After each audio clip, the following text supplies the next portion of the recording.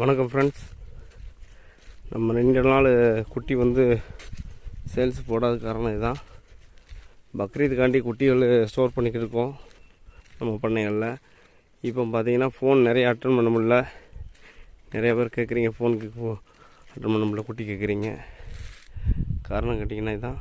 நம்ம பரன் வந்து போட்டுக்கிருக்கோம். இப்போ ஒரு 600 குட்டிக்கு நம்ம எஸ்கே ட்ரீம் ஃபார்ம்லேருந்து இப்போ வந்து விவி கோட் ஃபார்ம் அப்படிங்கிற மாதிரி பேரில் இது ஒரு பண்ண ஆரம்பிச்சுக்கிருக்கோம். இது பார்த்திங்கன்னா 40 அடி நீளம், 40 அடி அகலம் ஒரு செட்டு.